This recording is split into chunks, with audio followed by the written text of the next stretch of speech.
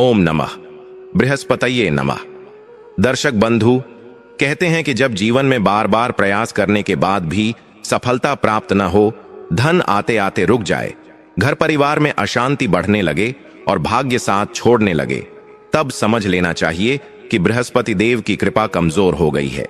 लेकिन हमारे शास्त्रों में एक ऐसा पावन व्रत बताया गया है जिसे सच्चे मन और पूर्ण श्रद्धा से करने पर स्वयं बृहस्पति देव प्रसन्न होकर मनुष्य के जीवन से दरिद्रता, कष्ट और दुर्भाग्य को दूर कर देते हैं।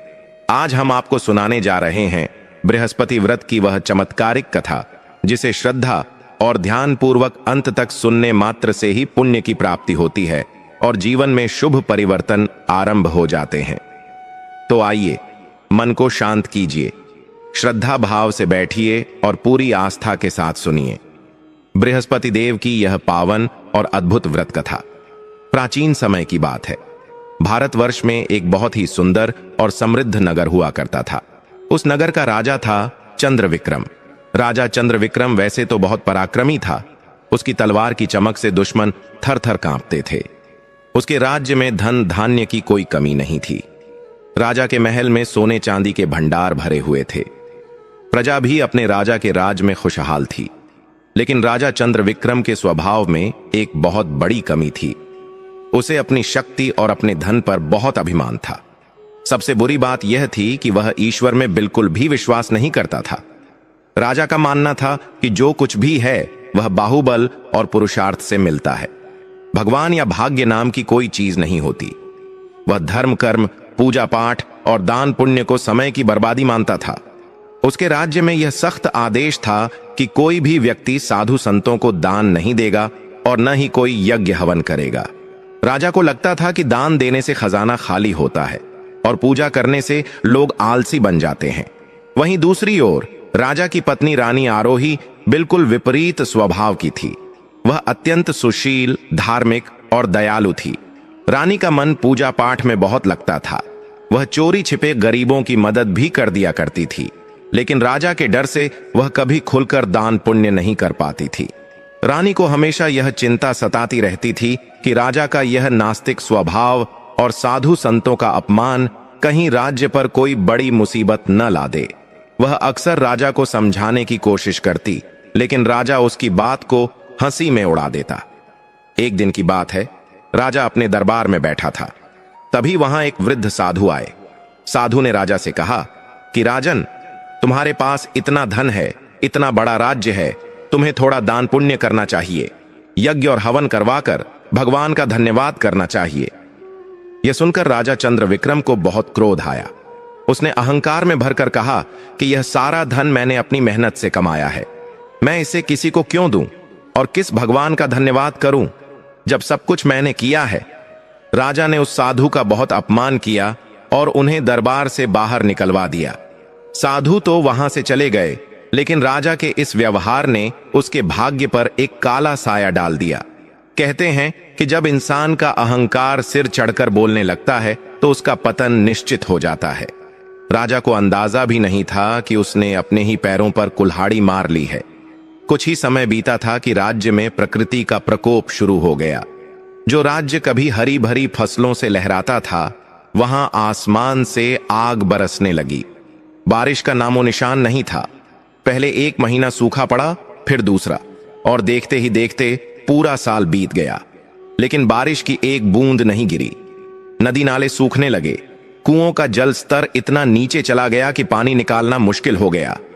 जो खेत सोना उगलते थे, अब वहां धूल उड़ रही थी। जमीन फट गई थी और उसमें दरारें पड़ गई थीं। राज्य में हाहाकार मच गया। जानवर चारे और पानी के बिना मरने लगे। प्रजा के पास खाने को अन्न का दाना नहीं बचा। लोग भूख और प्यास से तड़पने लगे। राजा चंद्रविक्रम को शुरू में लगा कि यह सामान्य सूखा है। उसने अपने गोदामों से अनाज निकलवाकर बांटने का आदेश दिया, लेकिन सूखा तो इतना भयंकर था कि राजा के बड़े बड़े गोदाम भी कुछ ही महीनों में खाली हो गए। अब राजा के पास भी धन और अन्न की कमी होने लगी। जो राजा कल तक अपनी दौलत पर इतराता था, आज वह खुद लाचार महसूस करने लगा। प्रजा महल के बाहर आकर रोटी रोटी पुकारने लगी। बच्चों के रोने की आवाजें रानी आरोही के कानों तक पहुंचती। तो उसका कलेजा मुंह को आ जाता। रानी समझ गई थी कि यह सब राजा के पापों और अहंकार का परिणाम है। यह देवताओं का कोप है। एक रात रानी ने राजा को बहुत उदास देखा। राजा चंद्रविक्रम अपने कक्ष में सिर पकड़कर बैठा था। उसका सारा गुरूर अब चिंता में बदल चुका था। रानी उसके पास गई और धीरे से बोली कि महाराज, हमारे राज्य की यह दशा अब देखी नहीं जाती। प्रजा भूखी मर रही है। शायद हमसे कोई बड़ी भूल हुई है। यह किसी दैवीय प्रकोप का ही नतीजा लगता है। राजा ने इस बार रानी की बात नहीं काटी। वह अंदर से टूट चुका था। उसने कहा कि आरोही, मुझे समझ नहीं आ रहा कि क्या करूं। मेरा खजाना खाली हो चुका है। सैनिक और मंत्री भी मेरा साथ छोड़कर जा रहे हैं। अगर ऐसा ही चलता रहा तो यह राज्य श्मशान बन जाएगा। रानी ने हिम्मत करके कहा कि महाराज, मुझे लगता है हमें भगवान की शरण में जाना चाहिए। मैंने सुना है कि जब सारे रास्ते बंद हो जाते हैं तो ईश्वर का द्वार ही खुला रहता है। हमें अपने पापों का प्रायश्चित करना चाहिए। राजा अब तक पूरी तरह तो नहीं बदला था, लेकिन मुसीबत ने उसे थोड़ा नरम कर दिया था। उसने रानी से पूछा कि तुम क्या कहना चाहती हो, हम क्या करें? तभी रानी को याद आया कि उसने अपनी दादी से बृहस्पति देव के व्रत के बारे में सुना था। उसने राजा से कहा कि महाराज, मैंने सुना है कि बृहस्पति देव सभी मनोकामनाएं पूर्ण करते हैं और बिगड़े हुए काम बना देते हैं। मैं मन्नत मांगती हूं कि यदि हमारे राज्य में फिर से खुशहाली आ जाए, अकाल खत्म हो जाए और सब कुछ पहले जैसा हो जाए, तो मैं पूरे विधि विधान से बृहस्पति देव का व्रत और पूजन करूंगी। राजा के पास अब कोई और विकल्प नहीं था। वह डूबते को तिनके के सहारे की तरह इस बात पर सहमत हो गया। उसने अनमने मन से ही सही, लेकिन कह दिया कि ठीक है, अगर तुम्हारी मन्नत से कुछ भला होता है तो मुझे कोई आपत्ति नहीं है। रानी ने उसी क्षण हाथ जोड़कर मन ही मन बृहस्पति देव का स्मरण किया। उसने सच्चे दिल से प्रार्थना की कि हे बृहस्पति देव, मेरे पति के अपराधों को क्षमा करें, हमारे राज्य को इस नरक से बाहर निकालें। यदि अकाल समाप्त हो गया और प्रजा के प्राण बच गए तो मैं नियम पूर्वक आपका व्रत और उद्यापन करूंगी। रानी की आंखों से आंसू बह रहे थे। उसकी पुकार में एक भक्त की सच्ची तड़प थी। कहते हैं कि जब कोई सच्चे दिल से पुकारता है तो भगवान को आना ही पड़ता है। रानी की मन्नत का असर कुछ ही दिनों में दिखने लगा। अचानक मौसम का मिजाज बदला। आसमान में जो सूरज आग उगल रहा था उसे काले बादलों ने ढक लिया। ठंडी हवाएं चलने लगीं और फिर वह हुआ जिसका इंतजार सब लोग कई सालों से कर रहे थे। मूसलाधार बारिश शुरू हो गई। सूखी धरती की प्यास बुझने लगी। नदी तालाब फिर से लबालब भर गए। किसानों के चेहरों पर मुस्कान लौट आई। मुरझाए हुए पेड़ पौधे फिर से हरे होने लगे। कुछ ही महीनों में खेतों में फसल लहलहाने लगी। राज्य में फिर से धन धान्य आने लगा। व्यापार चल पड़ा और राजकोष में कर के रूप में धन आने लगा। राजा चंद्रविक्रम की खुशी का ठिकाना नहीं था। उसे लगा कि उसकी किस्मत और उसकी मेहनत फिर से रंग लाई है। जैसे जैसे राज्य के हालात सुधरे, राजा का पुराना अहंकार फिर से जागने लगा। वह भूल गया कि यह सब रानी की प्रार्थना और मन्नत का फल है। रानी आरोही ने जब देखा कि सब कुछ ठीक हो गया है तो उसने राजा को अपनी मन्नत की याद दिलाई। उसने कहा कि महाराज, अब हमारे दिन फिर गए हैं। मुझे अपनी मन्नत पूरी करनी है। मुझे बृहस्पति देव का व्रत और पूजन करना है। आप इसके लिए राजपुरोहित को बुलवाएं और पूजन की सामग्री का प्रबंध करवाएं। लेकिन राजा चंद्रविक्रम, जो सुख आते ही फिर से नास्तिक हो गया था, उसने रानी की बात को हंसी में उड़ा दिया। उसने कहा कि अरे आरोही, तुम भी किन वहमों में पड़ी हो? यह बारिश, यह फसल, यह सब तो प्रकृति का नियम है। कभी सूखा पड़ता है, कभी बारिश होती है। इसमें किसी देवता का कोई हाथ नहीं है। यह सब मेरे अच्छे प्रबंधन का नतीजा है। तुम्हें किसी व्रत की जरूरत नहीं है। खामखा अपना शरीर क्यों सुखाओगी? रानी ने बहुत समझाया कि महाराज, यह वचन भंग करना ठीक नहीं है। ईश्वर से धोखा करना हमें भारी पड़ सकता है। लेकिन राजा ने उसकी एक न सुनी। उसने साफ मना कर दिया कि राजमहल में कोई पूजा पाठ नहीं होगा। रानी भी धीरे धीरे राजसी सुख सुविधाओं में रम गई। राजा के डर और आलस्य के कारण वह भी अपनी मन्नत भूल गई। उसने बृहस्पति देव का व्रत शुरू नहीं किया। इंसान की फितरत ही ऐसी होती है, दुख में सुमिरन सब करे, सुख में करे न कोय। रानी ने भी वही गलती कर दी। उसने भगवान को दिया हुआ वचन तोड़ दिया। इस वचन भंग का परिणाम बहुत ही भयानक होने वाला था। बृहस्पति देव, जो देवताओं के गुरु हैं, वे इस अपमान और विश्वासघात से रुष्ट हो गए। अभी राज्य संभला ही था कि फिर से मुसीबतों का पहाड़ टूटने वाला था, और इस बार की मुसीबत पिछले बार से भी कहीं ज्यादा बड़ी और भयानक होने वाली थी। इस बार सिर्फ अकाल नहीं, बल्कि राजा का अस्तित्व ही मिटने वाला था। कुछ समय बाद पड़ोसी राज्य के राजा ने देखा कि चंद्र विक्रम अभी कमजोर है। उसने अचानक एक विशाल सेना के साथ आक्रमण कर दिया। राजा चंद्र विक्रम अभी पिछले नुकसान से पूरी तरह उभरा भी नहीं था।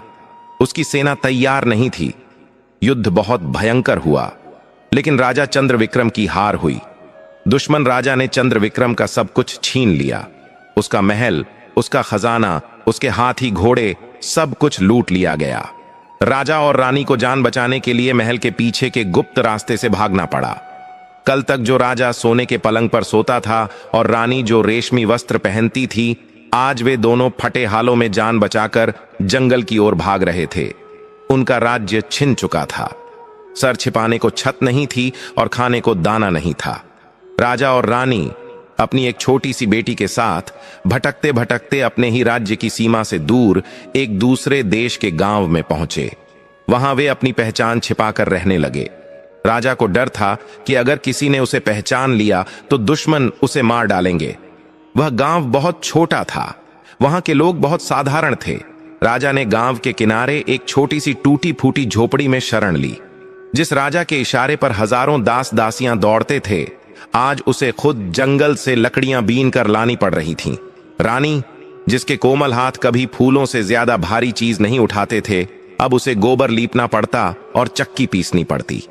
उनकी हालत बहुत दयनीय हो गई थी। राजा अब एक साधारण मजदूर की तरह दिखने लगा था।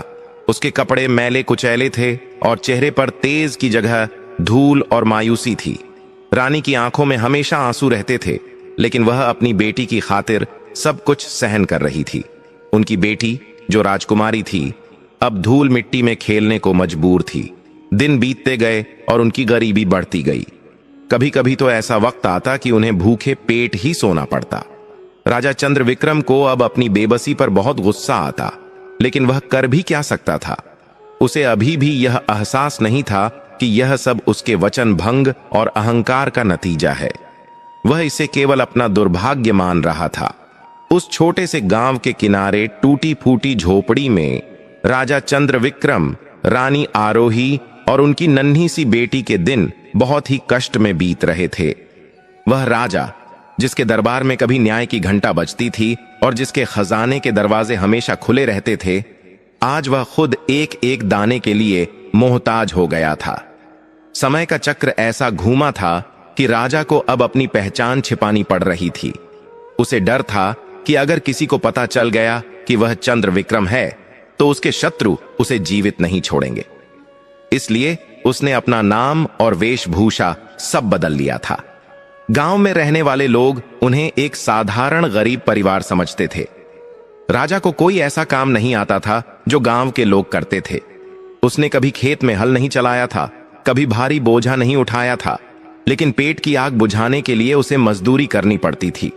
राजा जंगल जाता और वहां से सूखी लकड़ियां चुनकर लाता।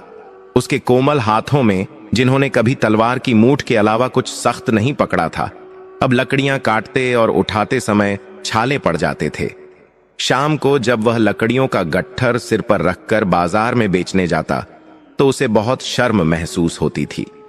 उसे अपनी पुरानी शान और शौकत याद आती तो उसकी आंखों से आंसू निकल पड़ते। लकड़ियां बेचकर जो थोड़े बहुत पैसे मिलते, उससे वह थोड़ा सा आटा और नमक खरीद पाता था। रानी आरोही की हालत तो और भी खराब थी। वह महलों की रानी, जो कभी दासियों के बिना एक कदम नहीं चलती थी, अब खुद घर का सारा काम करती थी। वह मिट्टी के चूल्हे पर रोटियां बनाती, लेकिन अक्सर ऐसा होता कि आटा कम पड़ जाता। वह अपनी बेटी और पति को खिला देती और खुद पानी पीकर सो जाती।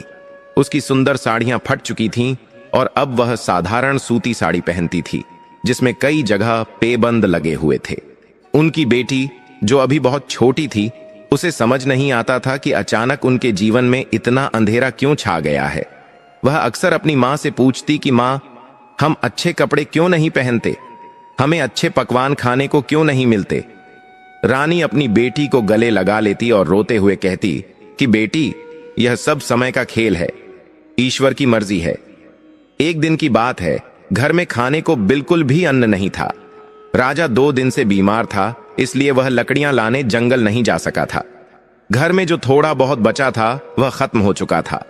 बेटी भूख से बिलख रही थी। वह बार बार कह रही थी, पिताजी, मुझे भूख लगी है, कुछ खाने को दो।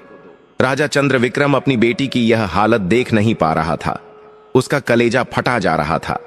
एक पिता के लिए इससे बड़ा दुख और क्या हो सकता है कि उसकी संतान भूख से तड़प रही हो और वह कुछ न कर सके। राजा को अपनी लाचारी पर बहुत क्रोध आ रहा था।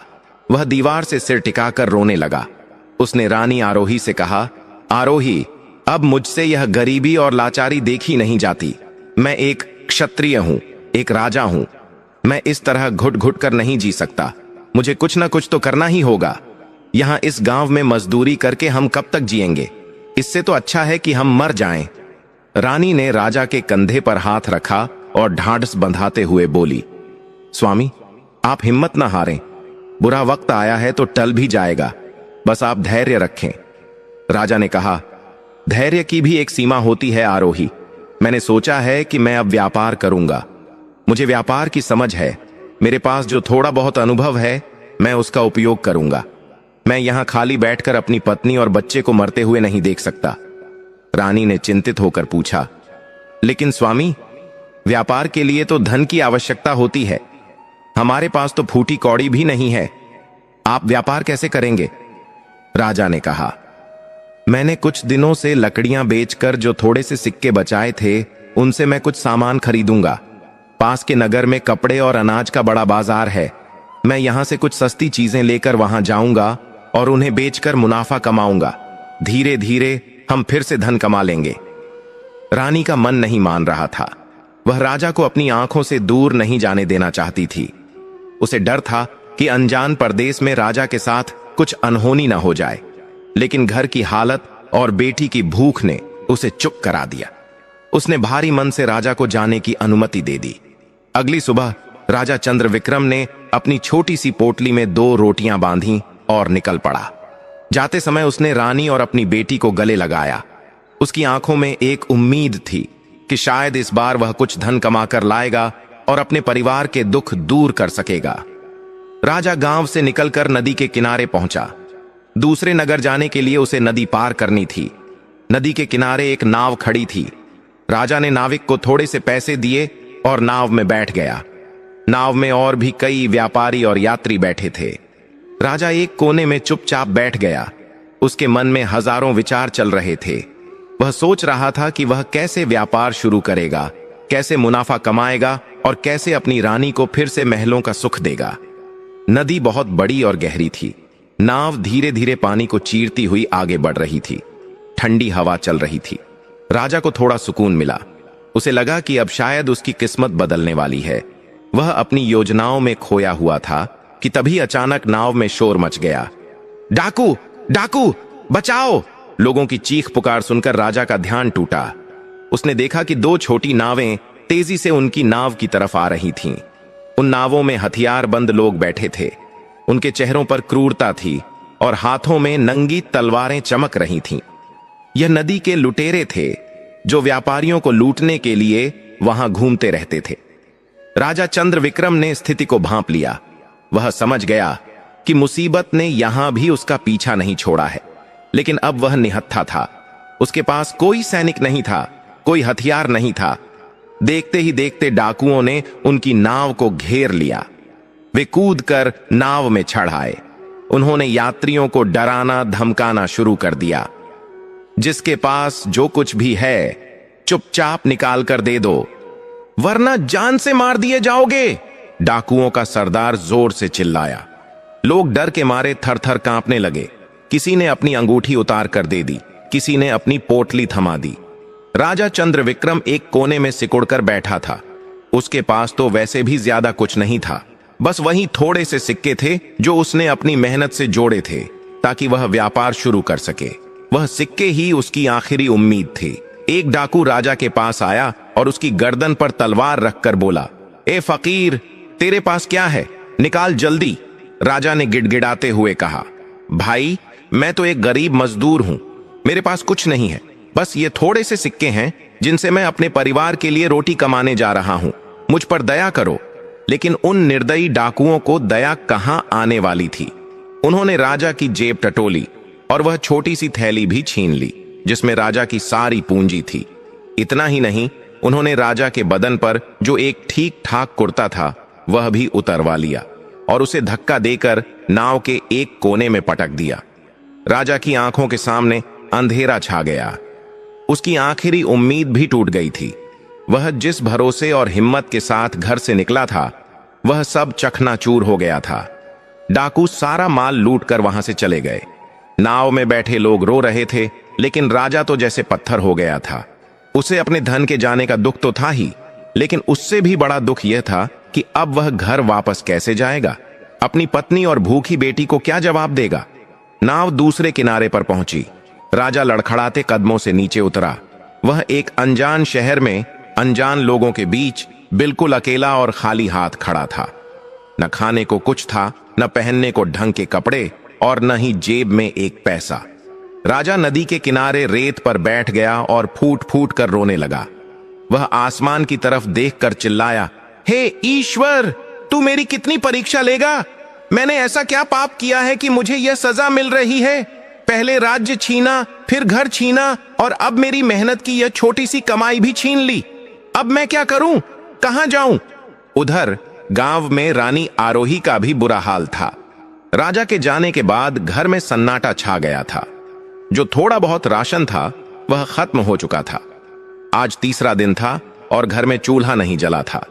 बेटी भूख से निढाल होकर जमीन पर पड़ी थी। रानी ने उसे पानी पिला पिलाकर सुलाने की कोशिश की, लेकिन भूख पानी से कैसे मिटती। रात हो गई थी। चारों तरफ गहरा अंधेरा था। झोपड़ी में दिया जलाने के लिए तेल भी नहीं था। रानी अंधेरे में बैठी अपनी किस्मत को कोस रही थी। उसे रह रहकर राजा की चिंता हो रही थी। उसका मन घबरा रहा था। उसे लग रहा था कि जरूर कोई अशुभ घटना घटी है। तभी भूख और कमजोरी के कारण रानी की आंख लग गई। वह सो गई, लेकिन उसका मन तो जाग रहा था। उसकी सोई हुई चेतना में एक अलौकिक घटना घटी। उसे एक सपना आया। सपने में उसने देखा कि एक दिव्य महापुरुष पीले वस्त्र धारण किए हुए, हाथ में माला और कमंडल लिए उसके सामने खड़े हैं। उनके चेहरे पर सूर्य जैसा तेज है, लेकिन उनकी आंखों में करुणा है। रानी उस तेज को सहन नहीं कर पा रही थी। वह घबराकर पीछे हटने लगी। तभी उस महापुरुष ने गंभीर और शांत वाणी में कहा, पुत्री आरोही, क्यों व्यर्थ में चिंता करती हो? क्यों अपने भाग्य को कोसती हो? क्या तुम्हें याद नहीं, तुमने सुख के दिनों में क्या वचन दिया था? रानी ने कांपते हुए पूछा, हे महात्मा, आप कौन हैं और मैं किस वचन की बात कर रही हूं? मुझसे क्या भूल हुई है? महापुरुष ने कहा, मैं देवगुरु बृहस्पति हूं। जब तुम्हारे राज्य में अकाल पड़ा था तब तुमने मन्नत मांगी थी कि यदि सब ठीक हो जाएगा तो तुम मेरा व्रत और पूजन करोगी। लेकिन जब सुख आया तो तुम और तुम्हारा पति दोनों अपने अहंकार में डूब गए। तुमने मेरा अपमान किया, साधु संतों का अपमान किया और अपना वचन तोड़ दिया। यह जो तुम्हारी दशा है, यह उसी वचन भंग का परिणाम है। देवताओं से किया गया वादा तोड़ना कोई साधारण भूल नहीं है पुत्री। रानी को एकदम से सब कुछ याद आ गया। उसे याद आया वह दिन जब उसने राजा से छिपकर मन्नत मांगी थी। उसे याद आया कि कैसे राजा ने उसे पूजा करने से मना कर दिया था और वह भी चुप रह गई थी। रानी को अपनी गलती का एहसास होते ही वह सपने में ही बृहस्पति देव के चरणों में गिर पड़ी। वह रोते हुए बोली, हे प्रभु, मुझे क्षमा कर दें। हम अज्ञानी हैं, मूर्ख हैं। माया के मोह में हम अपना कर्तव्य भूल गए थे। हमें अपनी भूल का एहसास हो गया है। प्रभु, मेरे पति पर, मेरे बच्चे पर दया करें। हमें इस नर्क से बाहर निकालें। मैं आपको वचन देती हूं, अब मैं कभी अपना नियम नहीं तोड़ूंगी। बृहस्पति देव ने रानी की सच्ची पश्चाताप को देख लिया। भगवान तो भाव के भूखे होते हैं। उन्होंने रानी के सिर पर हाथ रखा और कहा, उठो पुत्री। जो अपनी गलती मान लेता है, ईश्वर उसे क्षमा कर देते हैं। अब तुम्हें वही करना होगा जो तुमने सोचा था। बृहस्पतिवार के दिन पूरी श्रद्धा और विधि विधान से मेरा व्रत करो। चने की दाल और गुड़ का भोग लगाओ, पीला वस्त्र धारण करो या पीला भोजन करो, और सबसे जरूरी बात, इस कथा को सुनो और दूसरों को सुनाओ। यदि तुम सच्चे मन से ऐसा करोगी तो तुम्हारे सारे कष्ट दूर हो जाएंगे और तुम्हारा खोया हुआ सब कुछ तुम्हें वापस मिल जाएगा। इतना कहकर बृहस्पति देव अंतर्ध्यान हो गए। रानी आरोही हड़बड़ाकर उठ बैठी। उसका पूरा शरीर पसीने से भीगा हुआ था। बाहर सुबह हो चुकी थी। सूरज की पहली किरण झोपड़ी के छेद से अंदर आ रही थी। रानी को ऐसा लगा जैसे उसके अंदर एक नई ऊर्जा आ गई है। उसे विश्वास हो गया कि यह सिर्फ सपना नहीं था, बल्कि साक्षात बृहस्पति देव का आदेश था। रानी ने तुरंत अपनी बेटी को उठाया। बेटी अभी भी भूख से कमजोर थी। रानी ने उसे प्यार किया और बोली, बेटी, अब हमारे दुख के दिन खत्म होने वाले हैं। भगवान ने हमें रास्ता दिखा दिया है। संयोग से उस दिन बृहस्पतिवार ही था। रानी ने निश्चय किया कि चाहे कुछ भी हो जाए, वह आज से ही बृहस्पति देव का व्रत शुरू करेगी। लेकिन समस्या यह थी कि व्रत के लिए पूजन सामग्री कहां से आए, गुड़ और चने की दाल कहां से आए। घर में तो एक दाना भी नहीं था। रानी सोच में पड़ गई। वह जानती थी कि बिना सामग्री के पूजा कैसे होगी, लेकिन उसकी आस्था अब अटूट थी। उसने सोचा, अगर भगवान ने रास्ता दिखाया है तो वे ही इसकी व्यवस्था भी करेंगे। रानी ने अपनी बेटी को साथ लिया और गांव की ओर चल पड़ी। उसने मन ही मन सोचा कि वह किसी के घर जाकर थोड़ा काम मांग लेगी या किसी से उधार मांग लेगी, लेकिन आज व्रत जरूर रखेगी। वह चलते चलते एक ऐसे घर के पास पहुंची जहां से बहुत अच्छी खुशबू आ रही थी। वहां कुछ महिलाएं जमा थीं। रानी ने झांक कर देखा तो पाया कि वहां बृहस्पति देव की पूजा हो रही थी। महिलाएं पीले वस्त्र पहने हुए थीं और कथा सुन रही थीं। रानी को लगा जैसे बृहस्पति देव ने खुद उसे यहां बुलाया है। वह संकोच करते हुए दरवाजे पर खड़ी हो गई। घर की मालकिन, जो एक दयालु वृद्धा थी, उसने रानी और उसकी कमजोर बेटी को दरवाजे पर खड़े देखा। उनकी फटेहाल दशा देखकर वृद्धा का दिल पसीज गया। उसने रानी को अंदर बुलाया और पूछा, बेटी, तुम कौन हो? तुम्हें क्या चाहिए? रानी ने हाथ जोड़कर कहा, मां जी, मैं बहुत दुखी हूं। मेरे पति परदेश गए हैं और घर में खाने को कुछ नहीं है। मुझे भोजन नहीं चाहिए। मुझे तो बस बृहस्पति देव की पूजा में शामिल होने की अनुमति दे दीजिए। मैंने सपने में देखा है कि इस व्रत से ही मेरे दिन फिरेंगे। वृद्धा ने खुशी खुशी रानी को पूजा में शामिल कर लिया। रानी ने बड़े ध्यान से कथा सुनी। जब पूजा समाप्त हुई तो वृद्धा ने रानी को प्रसाद के रूप में गुड़ और चने की दाल दी और साथ में खाने के लिए कुछ अन्न भी दिया। रानी की आंखों में आंसू आ गए। उसने बृहस्पति देव का धन्यवाद किया। उसे मिल गया था वह सब कुछ जो उसे व्रत शुरू करने के लिए चाहिए था। वह प्रसाद लेकर खुशी खुशी अपनी झोपड़ी में लौटी। उसने पूरे विधि विधान से व्रत रखा। उसने गुड़ और चने का भोग लगाया और अपनी बेटी को भी प्रसाद खिलाया। उस दिन रानी को एक अजीब सी शांति महसूस हुई। जो बेचैनी और डर उसके मन में महीनों से घर किए हुए था, वह अचानक गायब हो गया। उसे अंदर से आवाज आई कि अब सब ठीक हो जाएगा। उसके पति भी सुरक्षित लौट आएंगे और उनका खोया हुआ राज्य भी वापस मिलेगा। यह तो थी रानी की बात। लेकिन उधर नदी के दूसरे किनारे पर उस अनजान नगर के व्यस्त बाजार में राजा चंद्रविक्रम अकेला खड़ा था। चारों तरफ लोगों की भीड़ थी, दुकानें सजी हुई थीं और हर तरफ शोरगुल था। लेकिन इस भीड़ में भी राजा खुद को दुनिया का सबसे अकेला इंसान महसूस कर रहा था। उसके पेट में भूख की आग जल रही थी और जेब में एक फूटी कौड़ी भी नहीं थी। जो राजा कभी 56 भोग का स्वाद चखने के बाद भी भोजन में कमियां निकाल देता था, आज वही राजा एक सूखी रोटी के टुकड़े के लिए तरस रहा था। राजा बाजार की एक गली से दूसरी गली में भटकने लगा। उसकी नजरें हर दुकान पर काम तलाश रही थीं और साथ ही किसी ऐसे चेहरे को खोज रही थीं जिसमें थोड़ी दया हो। लेकिन शहर के लोग अपनी ही धुन में मस्त थे। किसी ने उस फटेहाल मुसाफिर की ओर मुड़कर भी नहीं देखा। राजा की हिम्मत जवाब दे रही थी। पैरों में छाले पड़ गए थे और शरीर कमजोरी से कांप रहा था। वह एक हलवाई की दुकान के पास जाकर खड़ा हो गया। कढ़ाई में तलती हुई गरम जलेबियों और समोसों की खुशबू ने उसकी भूख को और भड़का दिया। वह ललचाई नजरों से उन पकवानों को देख रहा था, लेकिन उसके पास उन्हें खरीदने की औकात नहीं थी। दुकान का मालिक एक मोटा सा हलवाई ग्राहकों को संभालने में व्यस्त था। उसने जब राजा को दुकान के कोने में खड़ा देखा तो जोर से चिल्लाया, ए भिखारी, यहां भीड़ मत लगा, आगे बढ़, ग्राहकों को आने का रास्ता दे। भिखारी शब्द राजा के दिल पर एक तीर की तरह लगा। उसने अपनी पूरी जिंदगी में महाराज, अन्नदाता और प्रजापालक जैसे शब्द सुने थे। आज उसे भिखारी कहा जा रहा था। राजा की आंखों में आंसू आ गए, लेकिन उसने उन्हें गिरने नहीं दिया। वह चुपचाप सिर झुकाकर वहां से आगे बढ़ गया। उसने मन ही मन सोचा, हे ईश्वर, यह तूने मुझे किस हाल में पहुंचा दिया? क्या मेरा अहंकार इतना बड़ा था कि उसकी सजा इतनी कठोर है? राजा चलते चलते एक बड़ी हवेली के पास पहुंचा। यह हवेली उस नगर के सबसे धनी व्यापारी की थी। व्यापारी का नाम सुधनवा था। सुधनवा बहुत ही नेक दिल इंसान था, लेकिन उसे पारखी नजर भी थी। वह इंसानों को पहचानना जानता था। संयोग देखिए, जिस वक्त राजा उस हवेली के चबूतरे के पास थक कर बैठा, उसी वक्त सुधनवा सेठ अपने घर से बाहर निकल रहे थे। सेठ की नजर चबूतरे पर बैठे उस फटेहाल व्यक्ति पर पड़ी। राजा के कपड़े भले ही मैले और फटे हुए थे, बाल बिखरे हुए थे, लेकिन उसके चेहरे का तेज, उसका चौड़ा माथा और उसके बैठने का तरीका किसी साधारण मजदूर जैसा नहीं था। धूल में लिपटा होने के बावजूद वह किसी छिपे हुए हीरे की तरह चमक रहा था। यह और कुछ नहीं बल्कि रानी आरोही द्वारा किए गए बृहस्पति व्रत का ही चमत्कार था।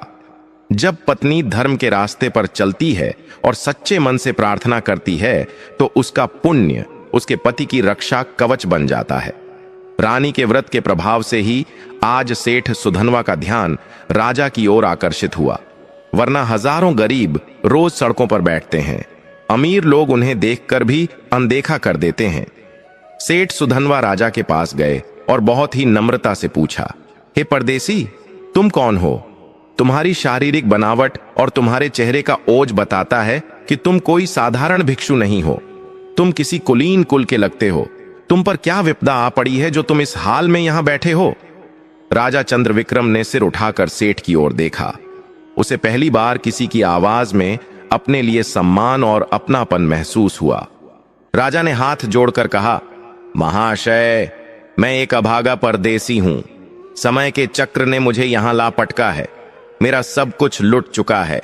मैं काम की तलाश में इस नगर में आया था, लेकिन लुटेरों ने मेरी जमा पूंजी भी छीन ली। अब मेरे पास न खाने को अन्न है और न ही कोई काम। मैं बस अपनी और अपने परिवार की भूख मिटाने के लिए कोई रोजगार चाहता हूं। राजा ने अपनी असली पहचान नहीं बताई। उसे डर था कि अगर उसने कह दिया कि वह राजा चंद्रविक्रम है, तो लोग उसका मजाक उड़ाएंगे या फिर कोई शत्रु उसे पहचान लेगा। सेठ सुधनवा को राजा की बातों में सच्चाई नजर आई। उसे लगा कि इस व्यक्ति पर भरोसा किया जा सकता है। सेठ ने कहा, देखो भाई, मुझे अपने व्यापार और घर के कामकाज के लिए एक भरोसेमंद और समझदार व्यक्ति की जरूरत है। अगर तुम चाहो तो मेरे यहां काम कर सकते हो।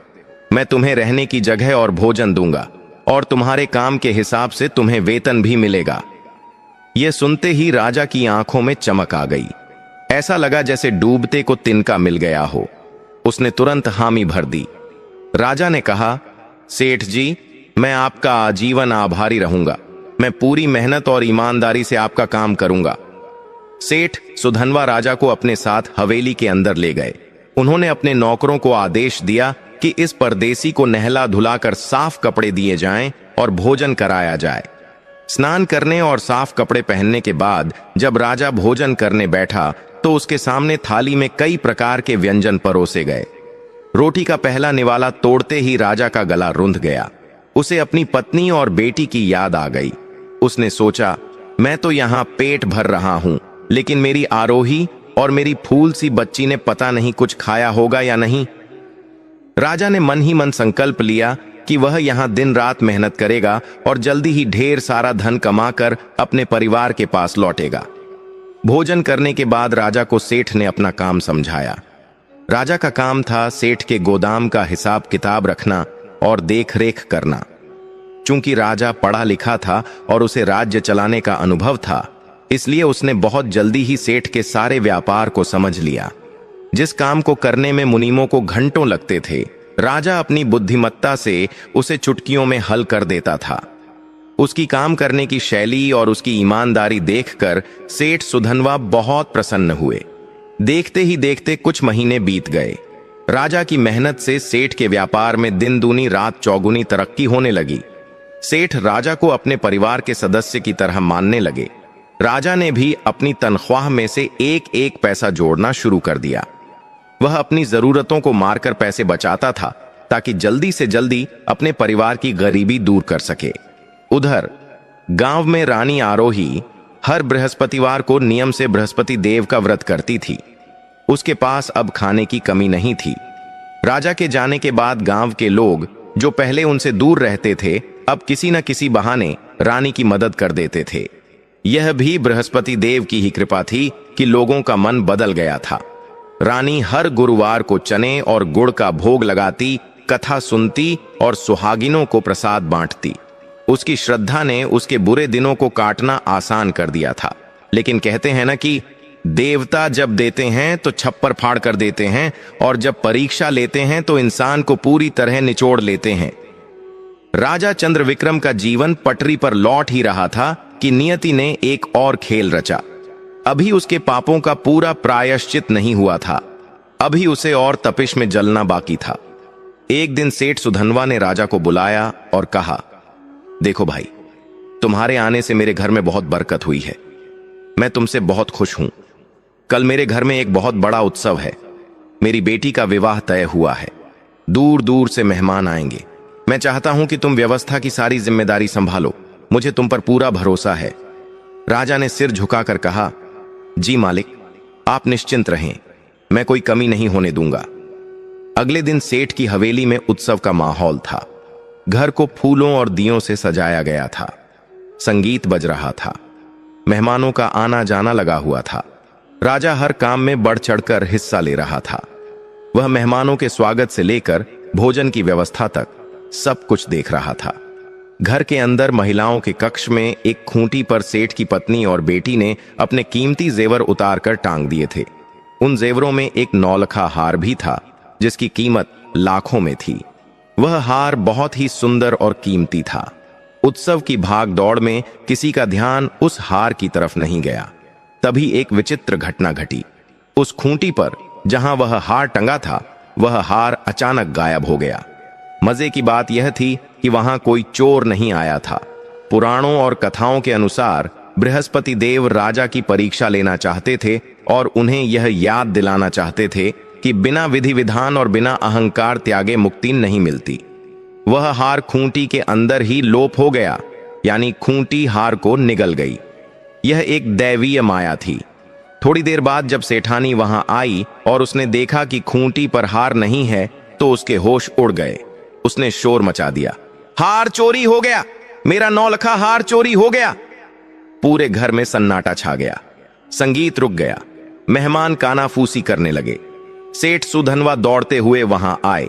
उन्होंने पूछा, क्या हुआ, हार कहां रखा था? सेठानी ने रोते हुए कहा, मैंने अभी यहीं खूंटी पर टांगा था और इस कमरे में अभी सिर्फ यह नया नौकर राजा ही आया था फूलदान बदलने के लिए। इसके अलावा और कोई यहां नहीं आया। सबकी शक की सुई राजा चंद्रविक्रम की ओर घूम गई। सेठ सुधनवा, जो राजा पर बहुत भरोसा करते थे, उनका भी मन डोल गया। इंसान की फितरत ही ऐसी होती है, वह सालों की वफादारी को एक पल के शक में भुला देता है। सेठ ने कड़ी आवाज में राजा से पूछा, सच सच बताओ, क्या तुमने हार उठाया है? अगर तुमने लिया है तो वापस कर दो। मैं तुम्हें कुछ नहीं कहूंगा, बस यहां से चले जाना। राजा तो सन्न रह गया। जिस अपराध के बारे में उसे पता भी नहीं था, उसका आरोप उस पर लग रहा था। उसने गिड़गिड़ाते हुए कहा, मालिक, मैं गरीब जरूर हूं, लेकिन चोर नहीं हूं। मैंने आपके नमक का हक अदा किया है। मैं आपके साथ ऐसा विश्वासघात सपने में भी नहीं कर सकता। मैंने हार नहीं देखा। लेकिन वहां मौजूद लोगों ने सेठ को भड़काना शुरू कर दिया। अरे सेठ जी, इन परदेसियों का क्या भरोसा? गरीबी इंसान को कुछ भी करने पर मजबूर कर देती है। किसी ने हार चुराया होगा, सीधे मुंह नहीं मानेगा, इसे कोड़े लगवाओ। सेठानी भी गुस्से में थी। उसने कहा, यही चोर है, इसकी तलाशी लो।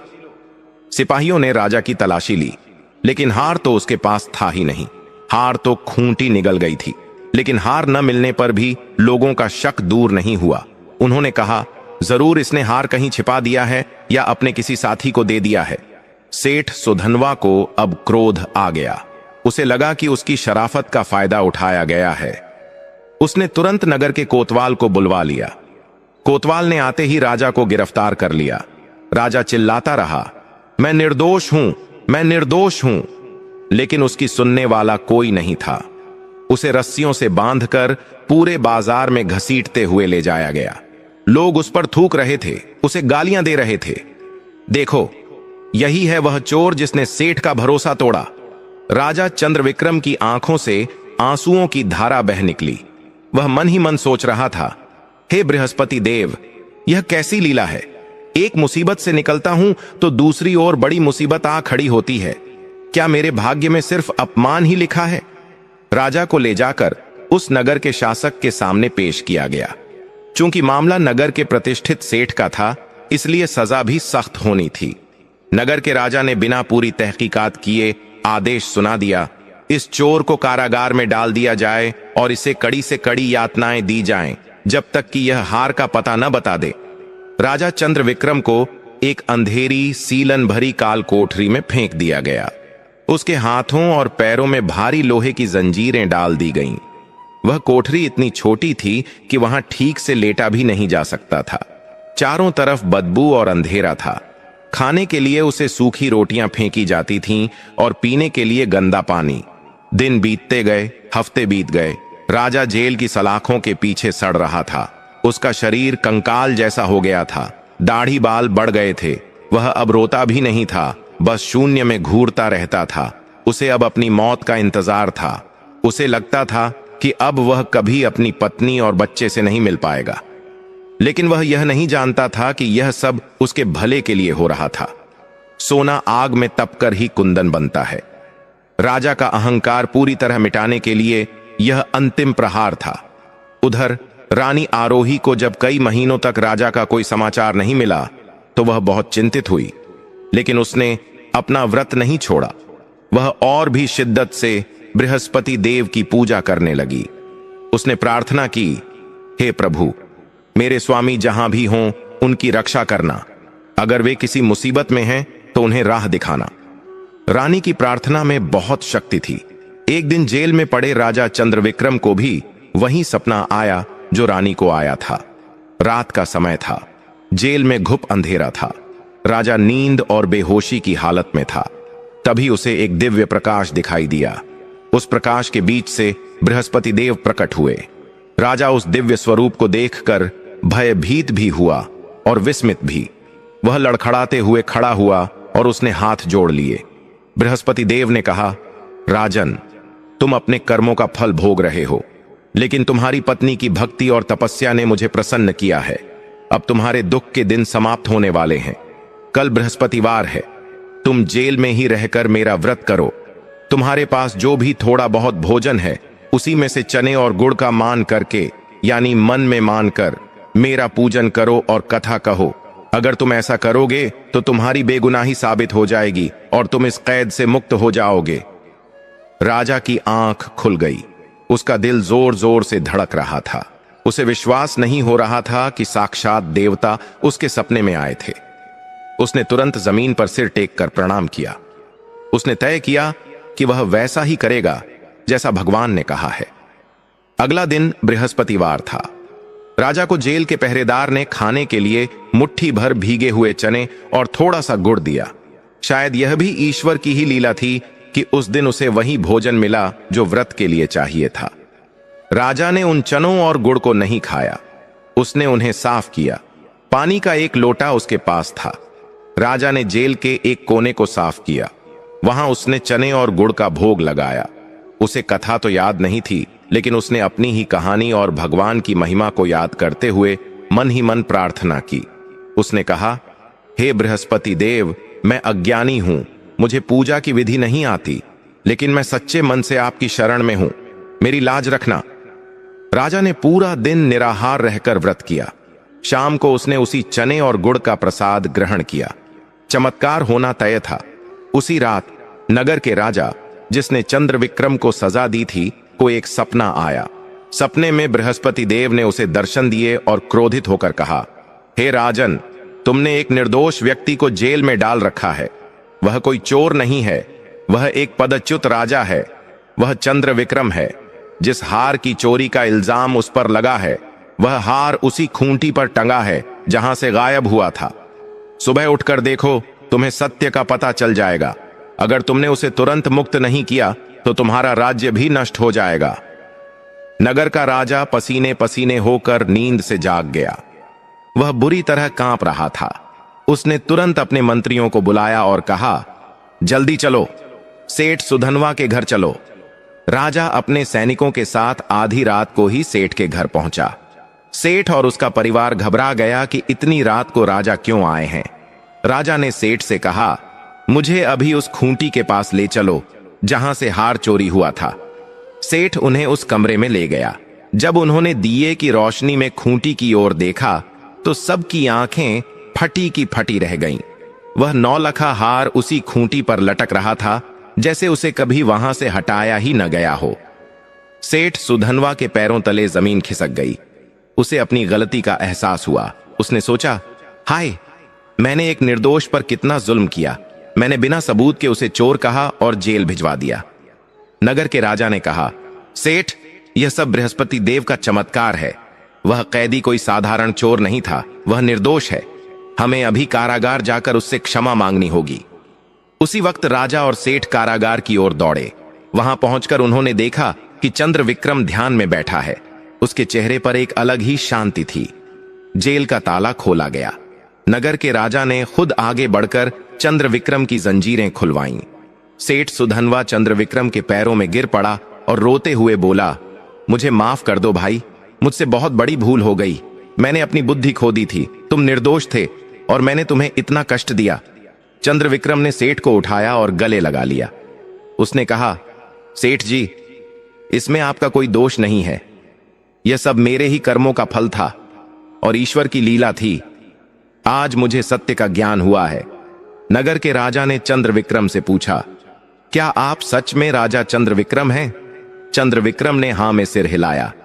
उसने अपनी पूरी कहानी सुनाई कि कैसे अहंकार के कारण उसका राज्य गया और कैसे वह यहां तक पहुंचा। यह सुनकर सबकी आंखों में आंसू आ गए। नगर के राजा ने चंद्र विक्रम का बहुत सम्मान किया। उसे वापस महल ले जाया गया।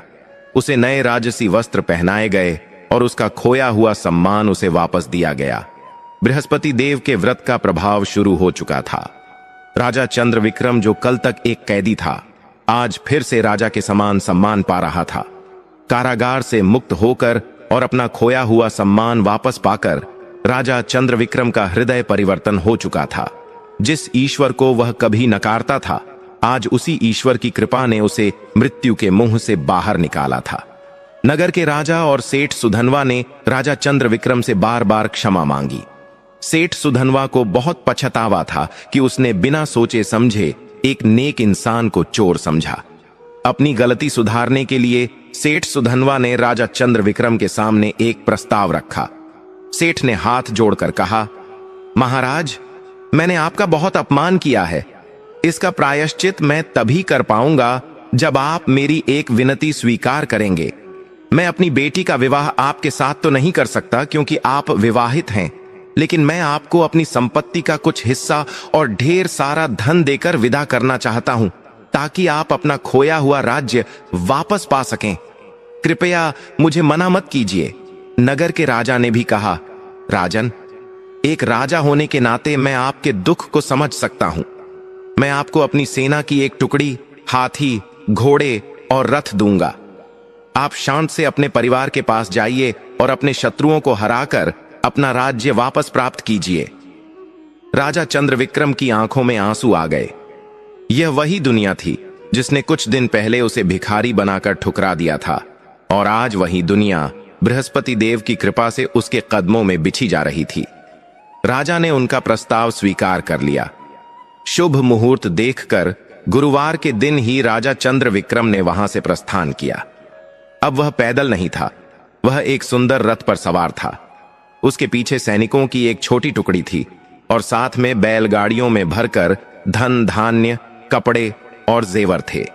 रास्ते भर राजा चंद्रविक्रम के मन में बस एक ही विचार चल रहा था, मेरी आरोही और मेरी बच्ची किस हाल में होंगे? क्या उन्होंने मुझे याद किया होगा? क्या आरोही का विश्वास जीत गया? राजा का काफिला कई दिनों की यात्रा के बाद उसी नदी के किनारे पहुंचा जहां उसे डाकुओं ने लूटा था। लेकिन आज नजारा बदला हुआ था। आज राजा के साथ सशस्त्र सैनिक थे। नदी के नाविकों और आसपास के लोगों ने जब इस भव्य सवारी को देखा तो वे झुककर प्रणाम करने लगे। वही प्रकृति, वही स्थान, लेकिन समय बदलते देर नहीं लगती। नदी पार करके राजा का रथ उस छोटे से गांव की ओर बढ़ा जहां उसने अपने परिवार को छोड़ा था। जैसे जैसे गांव पास आ रहा था, राजा की धड़कनें बढ़ती जा रही थीं। उधर गांव में रानी आरोही को कोई खबर नहीं थी कि उसका पति राजा बनकर लौट रहा है। वह तो अपनी नित्य कर्म में लगी थी। आज भी बृहस्पतिवार था। रानी अपनी टूटी हुई झोपड़ी के बाहर एक केले के पेड़ के पास बैठकर बृहस्पति देव की पूजा कर रही थी। उसकी बेटी पास ही बैठी थी, जो अब पहले से थोड़ा स्वस्थ लग रही थी, क्योंकि रानी की मेहनत और गांव वालों की मदद से उन्हें भरपेट भोजन मिलने लगा था। रानी हाथ जोड़कर प्रार्थना कर रही थी, हे बृहस्पति देव, मेरे स्वामी की रक्षा करना, उन्हें सही मार्ग दिखाना और हमें इस गरीबी के दलदल से बाहर निकालना। तभी गांव में शोर मच गया। बच्चे चिल्लाते हुए आए, अरे देखो देखो, राजा की सवारी आई है, बहुत बड़े लोग आए हैं। रानी ने ध्यान नहीं दिया। उसे लगा कोई बड़ा अधिकारी या राजा उधर से गुजर रहा होगा, लेकिन वह रथ सीधा रानी की झोपड़ी के सामने आकर रुका। घोड़ों की टाप और रथ के पहियों की आवाज सुनकर रानी का ध्यान टूटा। उसने मुड़कर देखा तो अपनी आंखों पर विश्वास नहीं कर पाई। रथ से कोई और नहीं बल्कि साक्षात उसके पति राजा चंद्रविक्रम उतर रहे थे। लेकिन वे अब उन फटे पुराने कपड़ों में नहीं थे। उन्होंने राजसी वस्त्र पहन रखे थे, सिर पर मुकुट था और चेहरे पर एक अलौकिक तेज था। रानी हड़बड़ाकर खड़ी हो गई। राजा दौड़कर रानी के पास आए। दोनों की आंखें आंसुओं से भर गईं। बिना कुछ कहे उन आंसुओं ने सारी कहानी कह दी। राजा ने अपनी बेटी को गोद में उठा लिया और उसे चूमने लगा। रानी ने कांपते हुए पूछा, स्वामी, ये सब कैसे हुआ? आप तो... राजा ने रानी के सिर पर हाथ रखा और कहा, आरोही, यह सब तुम्हारे विश्वास और तुम्हारे बृहस्पति देव की कृपा का फल है। मैं भटक गया था। मेरे अहंकार ने मेरी आंखों पर पट्टी बांध दी थी, लेकिन जेल की काल कोठरी में मुझे सत्य का ज्ञान हुआ। भगवान ने मुझे दर्शन दिए और मुझे बचाया। आज मैं जो कुछ भी हूं, सिर्फ और सिर्फ तुम्हारी भक्ति और इस पावन व्रत के कारण हूं। राजा ने गांव वालों के सामने अपनी गलती स्वीकार की। उसने सबको बताया कि कैसे बृहस्पति देव ने उसकी रक्षा की। गांव के लोग, जिन्होंने राजा को मजदूर के रूप में देखा था, आज उसे इस रूप में देखकर हैरान थे। वे सब जय जयकार करने लगे। बृहस्पति देव की जय, रानी आरोही की जय। राजा ने सेठ सुधनवा द्वारा दिया गया धन रानी के चरणों में रख दिया। लेकिन रानी ने कहा, स्वामी, यह धन मेरा नहीं है, यह प्रजा की सेवा और भगवान के कार्य के लिए है। अब हमें अपने असली घर, अपने राज्य वापस चलना चाहिए। राजा चंद्रविक्रम ने उसी समय प्रतिज्ञा की कि वह अब जीवन भर बृहस्पति देव का व्रत करेगा। उसने गांव के लोगों को भी बहुत सारा धन दिया और उनका धन्यवाद किया, जिन्होंने बुरे वक्त में उनका साथ दिया था। अब बारी थी अंतिम युद्ध की, अपना खोया हुआ राज्य वापस पाने की। राजा चंद्रविक्रम अपनी नई सेना और रानी आरोही के साथ अपने पुराने राज्य की सीमा पर पहुंचा। वहां के लोग अभी भी उस क्रूर राजा, जिसने राज्य छीना था, के अत्याचारों से परेशान थे। जब प्रजा ने सुना कि उनका पुराना राजा चंद्रविक्रम वापस आ गया है और इस बार वह धर्म और ईश्वर के साथ आया है, तो पूरी प्रजा उसके समर्थन में खड़ी हो गई। दुश्मन राजा को जब पता चला तो वह अपनी विशाल सेना लेकर मुकाबले के लिए आया। लेकिन कहते हैं ना, जाको राखे साइयां मार सके न कोई। जिसके साथ धर्म और दैवीय शक्ति हो, उसे कौन हरा सकता है। युद्ध शुरू होने से पहले ही एक चमत्कार हुआ। दुश्मन राजा की सेना में अचानक भगदड़ मच गई। उनके हाथी और घोड़े बेकाबू हो गए और अपनी ही सेना को कुचलने लगे। एक भयंकर आंधी आई, जिससे दुश्मन सैनिकों को कुछ दिखाई देना बंद हो गया। राजा चंद्रविक्रम की सेना ने बिना ज्यादा खून बहाए दुश्मन को घेर लिया। दुश्मन राजा, जो अपने बल पर बहुत इतराता था, वह युद्ध के मैदान में ही डर के मारे गिर पड़ा और उसे दिल का दौरा पड़ गया। उसकी मृत्यु के साथ ही उसकी सेना ने आत्मसमर्पण कर दिया। बृहस्पति देव की कृपा से राजा चंद्र विक्रम ने अपना खोया हुआ राज्य बिना किसी बड़े नुकसान के वापस पा लिया। महल के दरवाजे फिर से खोल दिए गए। दासीदास, मंत्री और प्रजा सब ने फूलों की वर्षा करके अपने राजा और रानी का स्वागत किया। राजमहल में वापस आते ही राजा चंद्र विक्रम ने सबसे पहला काम यह किया कि उसने पूरे राज्य में घोषणा करवा दी, आज से इस राज्य में साधु संतों का सम्मान होगा। हर बृहस्पतिवार को राज्य में बृहस्पति देव की कथा होगी और गरीबों को भोजन कराया जाएगा। राजा ने एक भव्य यज्ञ का आयोजन किया। उसने और रानी आरोही ने मिलकर सोने के कलशों से और विधि विधान के साथ बृहस्पति देव का उद्यापन किया। हजारों ब्राह्मणों को भोजन कराया गया। गरीबों को इतना दान दिया गया कि राज्य में कोई भी भूखा नहीं रहा। राजा का अहंकार अब पूरी तरह मिट चुका था। वह अब एक सेवक की तरह राज्य करता था, यह मानकर कि यह राज्य उसका नहीं बल्कि ईश्वर का है। उसकी प्रजा खुशहाल हो गई। समय पर बारिश होने लगी, खेतों में सोना उगने लगा और राज्य फिर से धन धान्य से भर गया। राजा और रानी ने बहुत सालों तक सुखपूर्वक राज किया। उनकी बेटी बड़ी हुई और उसका विवाह भी एक योग्य राजकुमार से हुआ। जीवन के अंत समय तक राजा चंद्र विक्रम और रानी आरोही बृहस्पति व्रत की महिमा का गुणगान करते रहे। तो भक्तों, कैसी लगी आपको बृहस्पति देव की यह चमत्कारी कथा? अगर आपके जीवन में भी कोई परेशानी है तो सच्चे मन से बृहस्पति देव को याद करें, सब ठीक हो जाएगा। मैं आशा करता हूं कि यह कहानी आपके जीवन में भी सुख और समृद्धि लेकर आएगी। अपने दोस्तों और परिवार के साथ शेयर करें ताकि उन्हें भी इस पावन कथा का लाभ मिल सके। फिर मिलेंगे एक और नई और शिक्षाप्रद कहानी के साथ। तब तक के लिए अपना ख्याल रखें और भक्ति मार्ग पर चलते रहें।